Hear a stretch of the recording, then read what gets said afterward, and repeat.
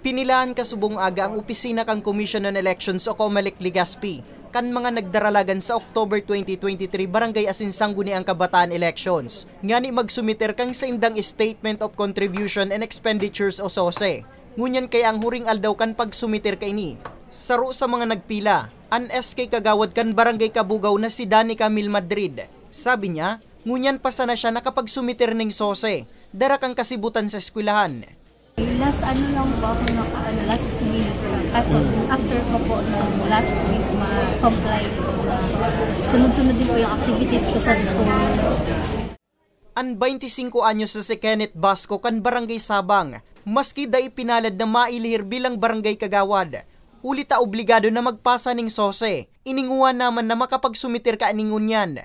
Very important kasi ang pag-comply ka ng SOSE. Sabi daw kasi, sa mga reasons, pag di ka daw nakakomply ka ng SOSE, di ka na maka-run sa sunod. Kaya para at least, since di man ako nangganang niya na election, makakomply ako kaning SOSE, maran girari ako. Base sa datos kang COMELEC Albay, pun Oktubre 23 sundo Nobyembre 28, sa 25,610 na nagdalagan sa BSKE 2023, 1,796 o 46.6% pa sanang nakapag-file ng SOSE.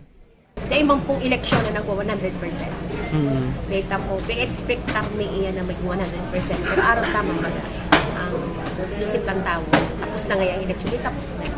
Pero i-remind tamang giraray na sa number 11 po, ang sa itong COC, nagsumpa ako po kabog-kabos, madaong umanggana, after, makatapos ang 30 dias, ma-file ka mo ng SOSE.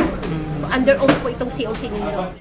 Pagduduon kan COMELEC Albay, daisin da nagkulang sa pagpagirumdum sa mga nagkandidato sa BSKE sa pag-filing SOSE. Pero ideally, kasi 2,700 yan, nakalampas 1,000 pa lang ang nagpa-file sa inyo. So talagang kulang na ko lang pa. So hopefully maka 500 kami ngunyan. Tirada sa lang kulang. Hindi yun, hopefully po. Posibleng maatubang sa kaso asin penalidad ang mga nagdalagan sa BSKE kang Oktubre kung dai makasumitir ng SOSE. Para sa mga baretang tatak Bicol, Nomer Corporal.